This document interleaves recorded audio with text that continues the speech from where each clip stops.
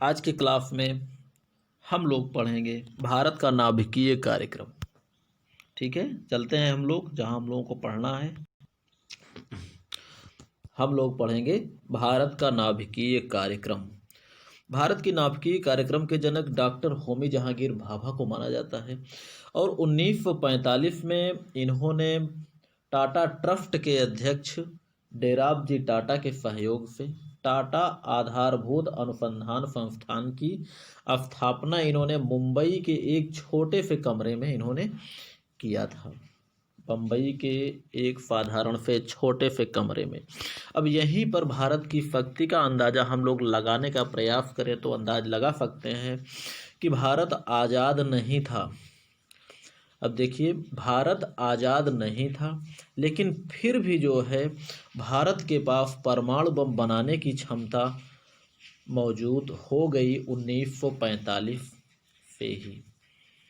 ठीक है, जबकि उस समय भारत के परमाणु कार्यक्रम के जनक डॉक्टर होमी जहांगीर भाभा को माना जाता है और इन्होंने 1945 में ही टाटा आधारभूत अनुसंधान संस्थान की स्थापना इन्होंने कर दिया बॉम्बे में। अगर हमारे उस समय आज़ादी के बाद तत्कालीन हमारे प्रधानमंत्री श्री नेहरू जी को शांति का भूत अधिक सवार नहीं हुआ होता तो संभवतः भारत के पास वो क्षमता आ चुकी थी कि भारत जो है परमाणु बम बना सकता था या परमाणु विस्फोट कर सकता था। लेकिन उस समय कुछ प्रॉब्लम्स हमारे लिए आ सकती थी।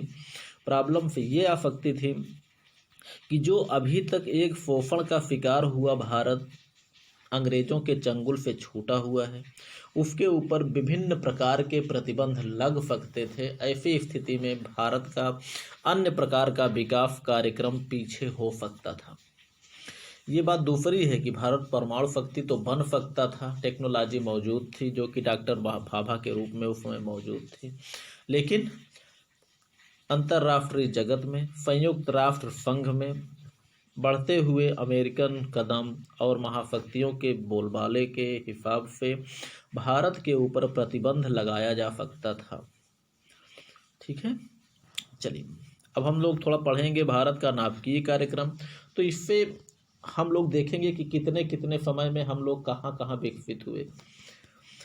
चलिए, एक बम्बई के एक छोटे से कमरे में टाटा आधारभूत अनुसंधान संस्थान की स्थापना हुई 1945 में और 1948 में परमाणु ऊर्जा आयोग का गठन किया गया जिसके अध्यक्ष डॉक्टर भाभा को बनाया गया। 1954 में परमाणु ऊर्जा प्रतिष्ठान का गठन किया गया और परमाणु ऊर्जा के अनुसंधान कार्यक्रम के अध्ययन एवं परीक्षण हेतु जिसका उद्देश्य था परमाणु ऊर्जा प्रतिष्ठान का उद्देश्य के गठन का उद्देश्य था परमाणु ऊर्जा के अनुसंधान कार्यक्रम का अध्ययन और परीक्षण करना।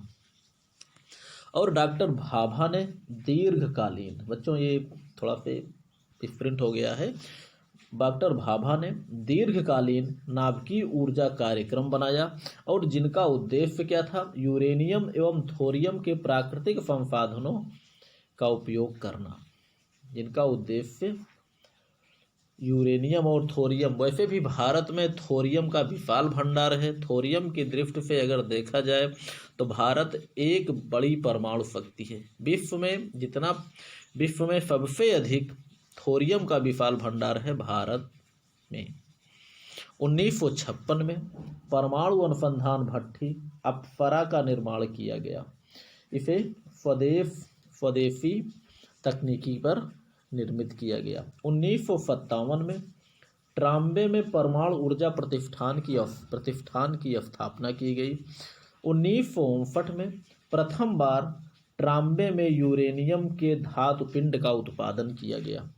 1960 में परमाणु अनुसंधान भट्ठी फाइरफ जो कि पूर्ण रूप से कार्यरत किया गया। इस भट्ठी में कनाडा का सहयोग लिया गया। इस भट्ठी के निर्माण में कनाडा का सहयोग लिया गया। 1961 में परमाणु अनुसंधान भट्ठी जर्लिना ने अपना कार्य पूर्ण क्षमता से प्रारंभ किया। 1962 में पहली बार भारी जल उत्पादन का कार्य प्रारंभ हुआ, वो भी नागल के भारी जल संयंत्र द्वारा।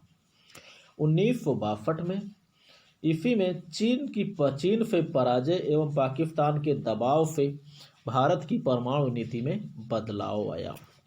1964 में परमाणु ऊर्जा हेतु प्लूटोनियम संयंत्र प्रारंभ किया गया। और बच्चों 1964 में ही पाकिस्तान ने अपना पहला परमाणु विस्फोट भी पाकिस्तान ने नहीं, चाइना ने, चीन ने अपना पहला परमाणु विस्फोट किया था। और 1966 में विमान दुर्घटना में डॉक्टर भाभा की मृत्यु हो गई। ऐसा माना जाता है कि डॉक्टर भाभा को ये विमान दुर्घटना का एक्सीडेंट कराया गया था, अमेरिका ने कराया था, क्योंकि उसे अंदाज़ा मिल चुका था कि डॉक्टर भाभा जब चाहें वो तब जो है भारत को एक परमाणु शक्ति संपन्न राष्ट्र बना सकते हैं। इसलिए ये संभवतः यह माना जाता है कि डॉक्टर भाभा को विमान दुर्घटना कराया गया था। 1967 में परमाणु ऊर्जा प्रतिष्ठान का नाम बदलकर भाभा परमाणु अनुसंधान केंद्र या BARC, जिसे बार्क के नाम से भी जाना जाता है, रखा गया, क्योंकि भाभा के ना रहने पर उसी परमाणु ऊर्जा प्रतिष्ठान का नाम बदलकर भाभा परमाणु अनुसंधान केंद्र रख दिया गया उन्हीं के नाम पर। 1969 में कलपक्कम जो कि मद्रास में है, अनुसंधान केंद्र की स्थापना एवं अमेरिका के सहयोग से तारापुर महाराष्ट्र में परमाणु ऊर्जा संयंत्र की स्थापना की गई। 1970 में थोरियम से पहली बार यूरेनियम 233 का निर्माण किया गया। 1971 में हैदराबाद में नाभिकीय ईंधन कॉम्प्लेक्स की स्थापना की गई। 1972 में प्लूटोनियम ईंधन वाली तीव्र भट्ठी पूर्णिमा 1 का ट्राम्बे में निर्माण किया गया एवं राजा रमन्ना के नेतृत्व में परमाणु हथियार विकसित करने की योजना भी बनाई गई। 1972 में परमाणु हथियार के बारे में खास करके भारतीय सत्ता उस समय श्रीमती शायद गांधी के अधीन थी, उन्होंने परमाणु हथियार विकसित करने की योजना बना ली। अब 1964 में भारत का प्रमुख शत्रु चाइना ने भी विस्फोट किया, तो उसके बदले में उससे मुकाबला करने के लिए, या यूँ मान सकते हैं कि उसके दबाव से बचने के लिए, भारत में भी भारतीय PM श्रीमती इंदिरा गांधी ने भी इस प्रकार का निर्णय लिया कि भारत भी परमाणु हथियार बनाएगा। 1973 में कनाडा के सहयोग से रावत भाटा जो कि राजस्थान में है, यहाँ पर परमाणु ऊर्जा संयंत्र की स्थापना की गई। अब 1962 में परमाणु हथियार विकसित करने की योजना बना ली गई थी और उसी की देन है कि 1974 में भारत ने अपना पहला परमाणु परीक्षण, भूमिगत परीक्षण किया, जिसको नाम दिया स्माइल्ड बुद्धा या बुद्ध मुस्कुराए। भारत का पहला परीक्षण 1974 में स्माइल्ड बुद्धा के नाम से किया गया। 1981 में स्वदेशी तकनीक से निर्मित परमाणु ऊर्जा संयंत्र रावत भाटा की राजस्थान में स्थापना की गई। 1983 में परमाणु ऊर्जा नियामक बोर्ड की स्थापना की गई। 1984 में पूर्णिमा 1 का एक विकसित स्वरूप पूर्णिमा 2 निर्मित किया गया। 1984 से 86 में स्वदेशी तकनीक पर आधारित 2 परमाणु ऊर्जा संस्थान कलपक्कम में जो कि तमिलनाडु में है स्थापित किया गया। 1985 में स्वदेशी डिजाइन पर आधारित मद्रास परमाणु शक्ति स्टेशन का प्रारंभ किया गया एवं स्वदेश निर्मित अनुसंधान रिएक्टर ध्रुव की स्थापना की गई। 1987 में भारतीय परमाणु विद्युत निगम लिमिटेड की स्थापना की गई और 1989 में नरौरा जो उत्तर प्रदेश में है परमाणु शक्ति परियोजना की प्रथम इकाई पूर्ण क्षमता के साथ क्रियाशील हो गई। 1991 एवं 92 में नरौरा उत्तर प्रदेश में है। नरौरा में स्वदेशी तकनीक पर आधारित 2 परमाणु ऊर्जा संयंत्र की स्थापना की गई। 1993 एवं 95 में काकरापार गुजरात में स्वदेशी परमाणु ऊर्जा संयंत्र की स्थापना की गई। 1996 में थोरियम आधारित विश्व का पहला पर अनुसंधान रिएक्टर कामिनी का कलपक्कम में स्थापना किया गया। 1998 में 11 मई को पोखरण में 3 नाभिकीय परमाणु विस्फोट किया गया, जिसे नाम दिया गया ऑपरेशन शक्ति। और 11 मई 1998 में 3 और 13 मई 1998 में पोखरण में ही 2 और परीक्षणों को अंजाम दिया गया ऑपरेशन शक्ति के अंतर्गत ही। 1999 में परमाणु कचरे की रेडियोधर्मिता को समाप्त करने वाले उपकरण बोरोसिलिकेट पात्र का निर्माण किया गया। 2000, 2007 और 2010 में कैगा अर्थात कर्नाटक में स्वदेशी परमाणु ऊर्जा संयंत्रों की स्थापना की गई। 2001 में रावतभाटा परमाणु विद्युत गृह की चौथी इकाई का व्यावसायिक उत्पादन होना प्रारंभ हुआ।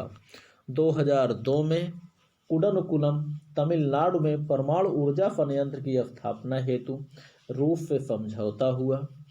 और 2004 में कलपक्कम में 540 मेगावाट की क्षमता वाले रिएक्टर के निर्माण की परियोजना मंजूर की गई।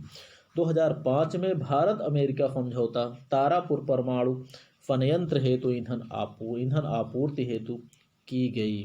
भारत और वर्तमान स्थिति ये है कि वर्तमान समय में भारत एक परमाणु शक्ति संपन्न राष्ट्र बन चुका है। भारत में थोरियम का विशाल भंडार होने के कारण भारत एक संभावित परमाणु महाशक्ति के रूप में उभर कर सामने आ सकता है, या यूँ माना जा सकता है भारत एक संभावित परमाणु शक्ति है। हैवी वाटर परियोजना बार्क या BARC द्वारा विकसित रावतभाटा राजस्थान, थाल महाराष्ट्र में, मानुगुड़ु आंध्र प्रदेश में, हजीरा गुजरात में, इन स्थानों पर हैवी वाटर परियोजना विकसित किया गया है, जो भाभा परमाणु अनुसंधान केंद्र द्वारा विकसित किया गया है। रावतभाटा में, थाल में, मानुगुड़ु में, हजीरा में। रावतभाटा राजस्थान में है, थाल महाराष्ट्र में है, मानुगुड़ु आंध्र प्रदेश में है, हजीरा गुजरात में है। परमाणु खनिज डिवीजन, इसका जो है मुख्यालय हैदराबाद में है और इस परमाणु खनिज डिवीजन का उद्देश्य है यह परमाणु बिजली उत्पादन के लिए आवश्यक परमाणु खनिज संसाधनों का पता लगाकर उनको विकसित करने का कार्य करता है। परमाणु खनिज डिवीजन। भारतीय यूरेनियम निगम लिमिटेड, यह यूरेनियम खनन और उससे यूरेनियम निकालने का कार्य करता है। जादूगुड़ा, भाटिन, नरवा पहाड़, तुड़ामडीह, बागजाता और बोल्डर आदि स्थानों में भारी मात्रा में यूरेनियम का पता लगा लिया गया है। भारत को परमाणु शक्ति की आवश्यकता। भारत को किन किन चीज़ों के लिए परमाणु शक्ति की भारत को ज़रूरत क्यों पड़ी? भारत को परमाणु शक्ति की ज़रूरत क्यों पड़ी? बच्चों, इसके बारे में हम देख लेते हैं। हाँ, तो हम इसको भी पढ़ लेते हैं। इसी में भारत को परमाणु शक्ति की आवश्यकता। बच्चों, भारत को परमाणु शक्ति की आवश्यकता क्यों पड़ी? क्या ज़रूरत थी भारत को इतना महंगा जो है खर्च उठाने का? देखिए, पहला कार्य भारत ने किन किन ज़रूरतों से भारत ने परमाणु शक्ति को विकसित किया। पहला नंबर है बम का निर्माण करना। बम की ज़रूरत क्यों पड़ गई? देखिए, पहला विकल्प इसने बम के निर्माण के बारे में बताया कि पाकिस्तान और चीन, जो कि भारत के प्रबल शत्रु हैं, इनके विकल्प के रूप में। पहला नंबर भारत ने 1974 में बनाया, परमाणु बम का विस्फोट किया, जबकि 1964 में भारत का प्रमुख शत्रु चीन बना परमाणु विस्फोट कर चुका था। तो भारत ने चीन के 10 वर्ष बाद चीन को एक विकल्प के रूप में मानकर उसने परमाणु बम का विस्फोट किया, और भारत को विकल्प के रूप में मानकर पाकिस्तान ने किया। तो ऐसी स्थिति में भारत के लिए आवश्यक हो जाता है कि पाकिस्तान और चीन दोनों को अपना प्रतिद्वंदी मानकर उनके विकल्प के रूप में परमाणु बम का निर्माण करे। अगला है अपनी न्यूनतम प्रतिरोधक क्षमता को बनाए रखना। बच्चों, प्रतिरोधक क्षमता का मतलब होता है भयादोहन की स्थिति, अर्थात अपनी जो है न्यूनतम की कम से कम इतना तो पाकिस्तान और चाइना को डर भारत से हो कि वह दोबारा भारत पर आक्रमण करने की हिम्मत ना करें। अर्थात न्यूनतम परमाणु क्षमता भारत के पास इतनी बनी रहे कि दोनों इस डर से भारत के ऊपर आक्रमण ना करें। तो वही है अपनी न्यूनतम प्रतिरोधक क्षमता को बनाए रखना। अगर भयादोहन अगर युद्ध हो ही जाता है तो भयादोहन तो असफल हो जाता है या प्रतिरोधक क्षमता असफल हो जाती है। तो इसका अर्थ यही है कि भारत के पास इतनी मात्रा में परमाणु बम हो कि जिसको देखकर भारत के प्रतिद्वंदी राष्ट्र, भारत के पड़ोसी दोनों शत्रु राष्ट्र भारत से लड़ने की हिम्मत ना करें। इसलिए भारत को परमाणु बम बनाने की जरूरत पड़ी। तीसरा है युद्ध निवारण हेतु भयादोहन की स्ट्रैटेजी के रूप में प्रयोग। वही चीज़ है बच्चों कि भयादोहन अर्थात जब दोनों राष्ट्रों के बीच में, देखिए शक्ति संतुलन जो होता है, जब दो राष्ट्रों की शक्ति लगभग बराबर होती है तो उनके बीच युद्ध नहीं होता। युद्ध तो तब होता है जब राष्ट्रों के बीच में शक्ति का संतुलन बिगड़ जाए। और जहाँ पर आज के समय में, आज के टेक्नोलॉजी के युग में संपूर्ण युद्ध, संपूर्ण क्षमता अगर देखा जाए तो अपरंपरागत हथियारों के ऊपर निर्भर हो गया है। तो ऐसी स्थिति में भारत और चीन और पाकिस्तान को मद्देनज़र रखते हुए युद्ध निवारण के लिए, युद्ध से बचने के लिए भारत के लिए भी परमाणु बम बनाना आवश्यक हो गया था। इसी उद्देश्य से भारत ने परमाणु बम का निर्माण किया कि कम से कम भारत के जो दो पड़ोसी राष्ट्र हैं, ये भी कहा जाता है दो राष्ट्रों के बीच अगर शक्ति बराबर है तो दोनों में युद्ध नहीं होगा। तो ऐसी स्थिति में आज के समय में परमाणु शक्ति संपन्न राष्ट्रों के बीच में, दो परमाणु शक्ति संपन्न राष्ट्रों के बीच में युद्ध नहीं होता। इसमें पारस्परिक भय का वातावरण, पारस्परिक विनाश का भय व्याप्त होता रहता है। जैसे ओपेनहाइम ने कहा था कि द्वितीय विश्व युद्ध के बाद जब दोनों महाशक्तियों के पास परमाणु बम मौजूद हो गया तो उनमें उन्होंने एक बोतल में बंद दो बिच्छुओं की संज्ञा दी कि जो दोनों के बीच में जो एक बोतल में बंद तो हैं, यानी दोनों एक दूसरे पे अटैक कभी नहीं कर सकते क्योंकि पारस्परिक विनाश का भय उनके बीच में व्याप्त है। उसी तरह से जैसे अगर एक राष्ट्र अगर आक्रमण एक परमाणु बम फेंकता है किसी पर तो दूसरा जो है 2-4 फेंक देता है। तो ऐसी स्थिति में संपूर्ण विश्व जो है विश्व के नष्ट होने की संभावना बन सकती है। इसलिए भारत के लिए यह आवश्यक था कि युद्ध के निवारण हेतु भयादोहन की स्ट्रैटेजी के रूप में वह परमाणु बम का निर्माण करे। अगला है पड़ोसी राष्ट्रों के दबाव की रणनीति से बचने के रूप में। पड़ोसियों के पास परमाणु बम है, अगर भारत के पास परमाणु बम नहीं होगा तो चाइना और पाकिस्तान जैसे राष्ट्र हर समय परमाणु बम की धमकी दे देकर इन पर दबाव बनाते फिरेंगे, गुंडई करते रहेंगे, बोलेंगे अपनी इच्छा से हमारे हिसाब से नहीं चलोगे तो परमाणु बम फेंक देंगे। तो मजबूरी में भारत पर दबाव की स्थिति पैदा होती और इसी दबाव से बचने के लिए जरूरी था कि भारत भी परमाणु बम को बनाए। अगला है सेना एवं जनता का मनोबल बनाए रखना। बच्चों, अगर जो है हमारे पड़ोसी राष्ट्र अगर हमसे ज़्यादा ताकतवर है तो उससे युद्ध की स्थिति में हमारी सेना भी और हमारी जनता भी वो हमेशा डरती रहेगी कि हम कमज़ोर हैं, अपने शत्रु के मुकाबले और शत्रु के परमाणु बम के भय से हर समय जनता भी भयभीत रहेगी और हमारी सेना भी भयभीत रहेगी। ऐसे में जनता का भी मनोबल गिरा हुआ रहेगा। अब जब परमाणु बम मौजूद होगा हमारे पास तो हमारी सेना भी ये समझेगी कि हम भी किसी से कम नहीं है। अगर वो परमाणु बम फेंकता है तो हम भी फेंकेंगे, हमारे यहाँ की गवर्नमेंट भी फेंकेगी, तो कम से कम मनोबल बना रहेगा, दबाव की स्थिति नहीं आएगी। इसीलिए परमाणु बम बनाना आवश्यक है। अगला है राष्ट्रीय शक्ति में वृद्धि के रूप में। सीधी सी बात है, जहाँ राष्ट्रीय शक्ति का मानक ही हो जाए अब गैर पारंपरिक हथियार, तो वहाँ गैर पारंपरिक हथियारों का होना भी राष्ट्रीय शक्ति का ही प्रतीक माना जाता है। इसलिए परमाणु बम बनाना भारत के लिए जरूरी है कि भारत की राष्ट्रीय शक्ति में वृद्धि हो जाएगी। अनावश्यक धमकियों के प्रभाव से प्रभावित ना होना। ना तो कोई ऐसी स्थिति में अगर परमाणु बम होगा तो ना तो कोई भारत को धमकी देगा, और धमकी देता भी है तो उसे बंदर घुड़की ही समझा जाएगा। जैसे पाकिस्तान कभी कहता है हम भारत पर परमाणु बम का प्रयोग कर देंगे, कहता तो है लेकिन पहले करके तो दिखाए। क्या भारत जो है चुपचाप बैठा रहेगा? लेकिन पहले करे तो भारत पे ऐसी धमकियों का कोई प्रभाव पड़ने वाला नहीं होता। जबकि पाकिस्तान तो बीच बीच में धमकी देता ही रहता है। पहला हो गया परमाणु बम का प्रयोग परमाणु बम के निर्माण में। दूसरा नंबर आ जाता है कि हमें परमाणु बम की आवश्यकता, परमाणु शक्ति की आवश्यकता क्यों पड़ी, तो है सस्ते कीमत पर ऊर्जा के निर्माण में, ऊर्जा की प्राप्ति में। विद्युत ऊर्जा खास करके परमाणु या यूरेनियम के द्वारा परमाणु शक्ति से बहुत कम कीमत पर विद्युत पैदा होती है।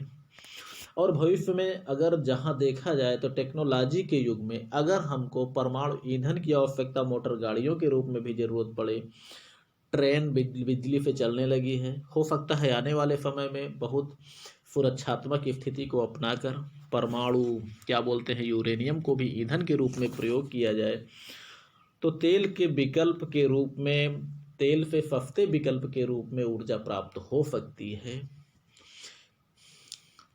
हो सकता है मोटर गाड़ियों को भी चलाने में सुविधा मिले और तेल से सस्ती कीमत पर ऊर्जा प्राप्त होगी।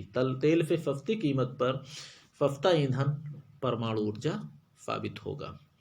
जैसे अन्य ऊर्जा स्रोतों जैसे तेल, गैस, कोयला आदि से सस्ते कीमत पर ऊर्जा प्राप्त करने में भी यूरेनियम या परमाणु ऊर्जा का प्रयोग किया जा सकता है। और भारत की जैसी स्थिति ही है, हम लोग तेल विदेश से मंगाते हैं, गैस विदेश से मंगाते हैं, कोयला भारत में है लेकिन कोयला भी रहेगा तो कब तक, और विदेश में तेल भी रहेगा तो कब तक, गैसें भी रहेंगी तो कब तक। ऐसी स्थिति में भारत के लिए परमाणु ऊर्जा का उत्पादन करना जरूरी होता है कि आने वाले समय में ईंधन के प्रयोग के रूप में वह परमाणु ऊर्जा का प्रयोग कर सकता है। और फिर भारत एक पारमाणविक शक्ति, महाशक्ति, परमाणु शक्ति है ही, क्योंकि भारत में भारी मात्रा में थोरियम का भंडार मौजूद है। ऐसी स्थिति में भारत को हर प्रकार की ऊर्जा सस्ते कीमत में केवल विकसित करना है, बाकी कच्चा माल तो यहाँ स्वयं ही मौजूद है। अगला है अंतर्राष्ट्रीय सम्मान प्राप्त करना। अंतर्राष्ट्रीय सम्मान प्राप्त करने में देखा जाए तो वर्तमान समय की स्थिति जो है, जो राष्ट्र परमाणु शक्ति संपन्न है उन्हीं का सम्मान ज़्यादा है। परमाणु शक्ति संपन्न राष्ट्रों का सम्मान ज़्यादा है और उन्हीं क्योंकि कुछ गिने चुने राष्ट्र हैं, 9-10 राष्ट्र हैं जो कि परमाणु बम बनाने की क्षमता रखते हैं या जिनके पास परमाणु बम मौजूद है। 3 राष्ट्रों का कोई अंतर्राष्ट्रीय जगत में कुछ दूसरा ही सम्मान है। तो वर्तमान समय में परमाणु शक्ति का अधिक सम्मान, अंतर्राष्ट्रीय मंचों पर अपनी आवाज़ को बुलंद करना, भाई जिसके पास शक्ति है उसी की दुनिया सुनते हैं, ये भी सत्य बात है। इसलिए भारत को परमाणु शक्ति की जरूरत पड़ी। अंतर्राष्ट्रीय मंचों पर शक्तिशाली राष्ट्रों की बातों पर विश्व के राष्ट्र गंभीरता से लेते हैं, ये सही बात है। जिसके पास पावर होगी उसकी बात को विश्व के सभी राष्ट्र ध्यान देकर सुनते हैं, क्योंकि उससे उनको डर है अगर इसने परमाणु बम के बारे में कुछ बोल दिया तो अमल भी कर सकते हैं, खास करके ऐसे राष्ट्रों के विरुद्ध जिनके पास परमाणु बम नहीं है। विश्व जगत में अपनी अलग पहचान बनाना, भाई गिने चुने 8-10 राष्ट्रों की कंट्री में आ जाता है। भारत परमाणु शक्ति संपन्न राष्ट्रों की श्रेणी में आ चुका है। और दूसरी बात, हमारे इस समय जैसे वर्तमान प्रधानमंत्री मोदी जी को भी विश्व के शीर्ष 10 नेताओं में मोदी जी को भी एक स्थान मिला हुआ है। अगला है संयुक्त राष्ट्र संघ में अपना एक अलग सम्मान बनाए रखना। ये भी सही बात है कि शक्ति, दुनिया शक्ति की पुजारी होती है, शक्ति की पूजा हर स्थान पे की जाती है, इसीलिए भारत को भी परमाणु ऊर्जा की जरूरत पड़ी। अब कुछ गिने चुने परमाणु शक्ति संपन्न राष्ट्रों में भारत शामिल हो गया है। भारत के सम्मान में वृद्धि हुई है। अगला है आर्थिक लाभ प्राप्त करना। आर्थिक लाभ कहाँ से प्राप्त हो सकता है? परमाणु शक्ति विहीन राष्ट्रों को तकनीकी बेचकर, टेक्नोलॉजी बेचकर भारत आर्थिक लाभ कमा सकता है। और परमाणु ईंधन तथा अन्य राष्ट्रों को बेचकर, जैसे भारत में थोरियम का विशाल भंडार है, तो ऐसी स्थिति में टेक्नोलॉजी को भी बेचकर और थोरियम को भी बेचकर आर्थिक स्थिति अपनी मजबूत कर सकता है। अगला है परमाणु रिएक्टर की स्थापना में सहयोग करके अन्य राष्ट्रों से धन कमा सकता है। जैसे कनाडा, ब्रिटेन, अमेरिका, इन सभी ने भारत से धन कमाया है। अपने राष्ट्र में उपलब्ध विशाल थोरियम भंडार का प्रयोग करना, जिससे अन्य राष्ट्रों से यूरेनियम ना खरीदना पड़े, ये भी जरूरी है। भाई यूरेनियम सबसे महंगी धातु है, सबसे महंगा तत्व है, तो अपने यहाँ जो स्थिति है, अपने यहाँ जो थोरियम है, यूरेनियम के बदले में अगर हम थोरियम को प्रयोग करने की तकनीकी विकसित कर लेंगे तो हमको विदेशों से यूरेनियम खरीदना नहीं पड़ेगा। तो विदेशों से हम जो है विदेशों के महंगे आयात से हम बच सकते हैं। ऐसे हमें हमारी आर्थिक स्थिति कमज़ोर होने से बच जाएगी और हमारी अर्थव्यवस्था अपने में ही सिमट कर रह जाएगी। अर्थव्यवस्था या हमारी बहुत सारा पैसा बाहर जाने से बच जाएगा। अगला है सुरक्षा हेतु। सुरक्षा के लिए भी अब ये देखना है कि भारत को परमाणु बम बनाने की ज़रूरत पड़ी, परमाणु ऊर्जा की आवश्यकता पड़ी। सुरक्षा में क्या है? पहला नंबर पड़ोसियों से सुरक्षा। पड़ोसियों में भारत और पाकिस्तान जैसे राष्ट्र हैं जिनके पास परमाणु हथियार मौजूद है, इनसे सुरक्षा। दूसरा है सभी ज्ञात अज्ञात शत्रुओं से सुरक्षा। दूसरे शत्रु जो भी हों, जिनके बारे में नहीं पता है, जो भारत पर आक्रमण करने के मूड बनाए रखे हैं, वो भी भारत को परमाणु शक्ति संपन्न जानकर भारत पर आक्रमण करने का विचार छोड़ देंगे। पर्यावरण सुरक्षा, खास करके तेल और कोयले जैसे ईंधनों से पर्यावरण को खतरा होता है, जबकि परमाणु ऊर्जा से पर्यावरण को कोई खतरा नहीं होता। अगला है महंगे ईंधन से बचत। जो चीज़ बाहर से आती है, गैस बाहर से आती है, तेल बाहर से आता है, अगर वही ईंधन अपने यहाँ स्वदेश में निर्मित किया जाए, उन्हीं ईंधनों का प्रयोग किया जाने लगे, तो महंगे ईंधन से बचत हो सकती है, क्योंकि स्वदेशी ईंधन जो है विदेशी ईंधन के मुकाबले सस्ता साबित होगा। अगला है सभी राष्ट्र युद्ध हेतु नहीं शांति हेतु प्रयास करेंगे। जब अपने पास जो है परमाणु हथियार मौजूद होगा, हमारे पड़ोसी राष्ट्र जो है, पड़ोसी मुल्क जो है, वो युद्ध के लिए भारत से नहीं लड़ेंगे। भारत से ही क्या, जितने राष्ट्रों के पास परमाणु हथियार होगा वे आपस में युद्ध नहीं करेंगे, बल्कि युद्ध से बचने के लिए शांति का प्रयास करेंगे, शांति प्राप्ति हेतु प्रयास करते रहेंगे। अगला है प्रदूषण से सुरक्षा। परमाणु ऊर्जा में किसी प्रकार का प्रदूषण नहीं होता। अगला है ग्लोबल वार्मिंग से सुरक्षा। तो ग्लोबल वार्मिंग से भी सुरक्षा हो सकती है, बशर्ते परमाणु बम ना फटे। परमाणु ऊर्जा का शांतिपूर्ण तरीके से, टेक्नोलॉजी विकसित तरीके से प्रयोग किया जाए, सुरक्षात्मक तरीके से। बाकी परमाणु ऊर्जा तो खतरनाक होती ही है, इसको सभी जानते हैं, लेकिन जब उनका प्रयोग किया जाए, ढंग से प्रयोग किया जाए, तो वो जो है हर प्रकार से सुरक्षा प्रदान कर सकती है। ठीक है बच्चों, चलिए आगे वाले चैप्टर में हम लोग पढ़ेंगे भारत की सैन्य क्षमता। तब तक के लिए आप लोग पढ़िए, लिखिए, मस्त रहिए और खुश रहिए।